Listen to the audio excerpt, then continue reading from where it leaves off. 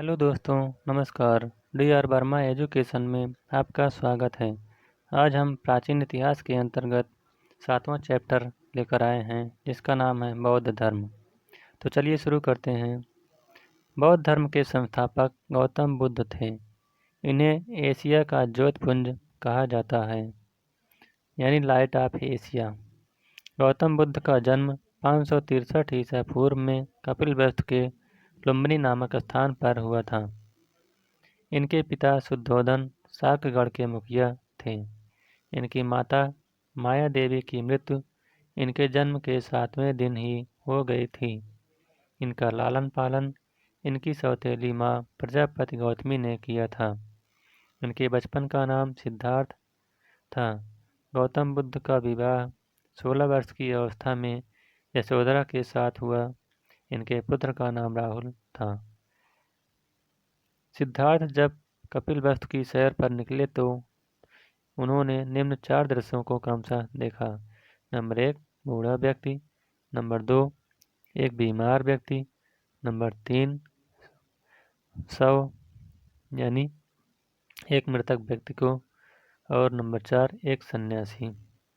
बुद्ध के जीवन से संबंधित बौद्ध धर्म के प्रतीक, घटना और प्रतीक।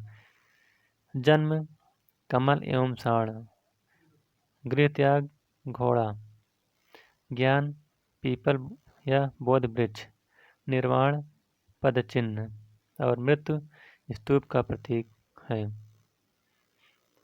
सांसारिक समस्याओं से व्यथित होकर सिद्धार्थ ने 29 वर्ष की अवस्था में गृहत्याग किया, जिसे बौद्ध धर्म में महाविनिष्क्रमण कहा गया है।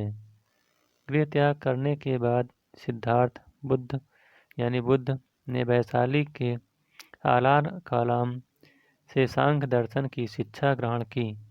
आलार कालाम सिद्धार्थ के प्रथम गुरु हुए।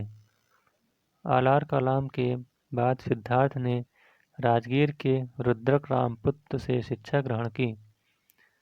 उर्वेला में सिद्धार्थ को कौंडिन्य, बप्पा, भादी, महानामा एवं अश्सागी नामक 5 साधक मिले।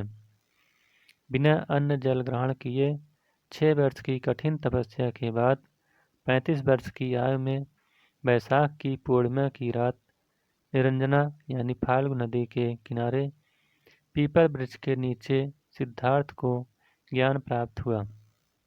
ज्ञान प्राप्त के बाद सिद्धार्थ बुद्ध के नाम से जाने गए। वह स्थान बोध गया कहलाया। बुद्ध ने अपने प्रथम उपदेश सारनाथ यानी ऋषिपत्तनम में दिया, जिसे बौद्ध ग्रंथों में धर्म चक्र प्रवर्तन कहा गया। बुद्ध ने अपने उपदेश जनसाधारण की भाषा पाल में दिए। बुद्ध ने अपने उपदेश कौशल, वैशाली, कौशाम्बी एवं अन्य राज्यों में दिए। इनके प्रमुख अनुयायी शासक थे बिंबिसार, प्रसेनजीत तथा उदयन। बुद्ध की मृत्यु 80 वर्ष की अवस्था में 483 ईसा पूर्व में कुशीनारा यानी देवरिया आधुनिक उत्तर प्रदेश में चुंद द्वारा अर्पित भोजन करने के बाद हो गई, जिसे बौद्ध धर्म में महापरिनिर्वाण कहा गया। मल्लों ने अत्यंत सम्मानपूर्वक बुद्ध का अंत्येष्टि संस्कार किया। एक अनुश्रुत के अनुसार मृत्यु के बाद बुद्ध के शरीर के अवशेषों को 8 भागों में बांटकर उन पर 8 स्तूपों का निर्माण कराया गया। बुद्ध के जन्म एवं मृत्यु की तिथि को चीनी परंपरा के कैंटोन अभिलेख के आधार पर निश्चित किया गया है। बौद्ध धर्म के बारे में हमें विशद ज्ञान त्रिपिटक यानी विनय पिटक, सुत्त पिटक और अभिधम्म पिटक से प्राप्त होती है। ये तीनों पिटकों की भाषा पाली है। बौद्ध धर्म मूलतः अनिश्वरवादी है। इसमें आत्मा की परिकल्पना भी नहीं है।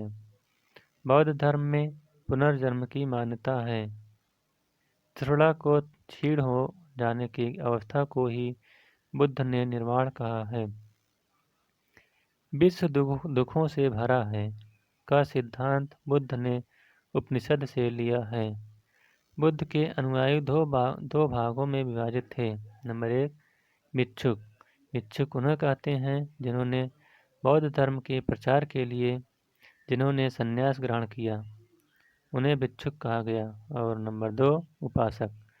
गृहस्थ जीवन व्यतीत करते हुए बौद्ध धर्म अपनाने वालों को उपासक कहा गया। बौद्ध संघ में सम्मिलित होने के लिए न्यूनतम आयु सीमा 15 वर्ष थी। बौद्ध संघ में प्रविष्ट होने को उपसंपदा कहा गया है। बौद्ध धर्म के 3 रत्न हैं: बुद्ध, धम्म एवं संघ। बौद्ध सभाएं।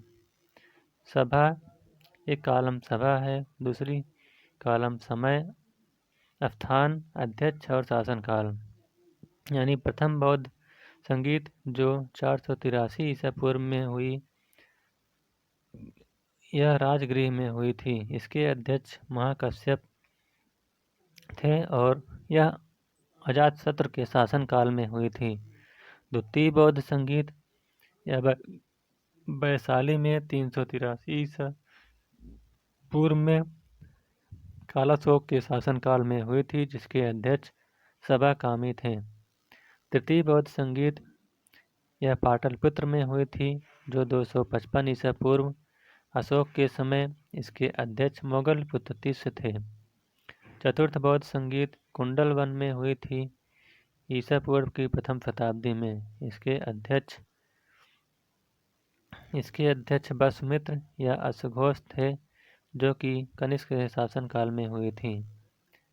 चतुर्थ बौद्ध संगीत के बाद बौद्ध धर्म 2 भागों में हीनयान एवं महायान में विभाजित हो गया।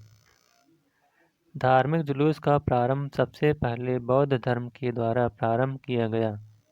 बौद्धों का सबसे पवित्र त्यौहार बैसाख पूर्णिमा है, जिसे बुद्ध पूर्णिमा के नाम से भी जाना जाता है। इसका महत्व इसलिए है कि बुद्ध पूर्णिमा के ही दिन बुद्ध का जन्म, ज्ञान की प्राप्ति एवं महापरिनिर्वाण की प्राप्ति हुई थी। बुद्ध ने सांसारिक दुखों के संबंध में 4 आर्य सत्यों का उपदेश दिया। ये 4 आर्य सत्य हैं: दुख, दुख समुदाय, दुख निरोध और दुख निरोध गामिनी प्रतिपदा। इन सांसारिक दुखों से मुक्ति हेतु बुद्ध ने अष्टांगिक मार्ग की बात कही। ये साधन है: नंबर 1, सम्यक दृष्टि, सम्यक संकल्प, सम्यक वाणी, सम्यक कर्मांत, सम्यक आजीव, सम्यक व्यायाम एवं सम्यक स्मृति और सम्यक समाधि। बुद्ध के अनुसार अष्टांगिक मार्गों के पालन के उपरांत मनुष्य की भौतिक तृष्णा नष्ट हो जाती है और उसे निर्वाण प्राप्त हो जाता है। निर्वाण बौद्ध धर्म का परम लक्ष्य है, जिसका अर्थ है दीपक का बुझ जाना, अर्थात जीवन मरण चक्र से मुक्त हो जाना। बुद्ध ने निर्वाण प्राप्ति को सरल बनाने के लिए निम्न 10 शीलों पर बल दिया। ये 10 शील हैं: अहिंसा, सत्य, अस्तेय यानी चोरी न करना, अपरिग्रह यानी किसी प्रकार की संपत्ति न रखना, मद्य सेवन न करना, असमय भोजन न करना, सुखप्रद बिस्तर पर नहीं सोना, धन संचय न करना, स्त्रियों से दूर रहना और नित्य गान आदि से दूर रहना। गृहस्थों के लिए केवल प्रथम 5 शील तथा वृक्षों के लिए 10 शील मानना अनिवार्य था। बुद्ध ने मध्यम मार्ग यानी मध्यम प्रतिपद का उपदेश दिया। अनीश्वरवाद के संबंध में बौद्ध धर्म एवं जैन धर्म में समानता है।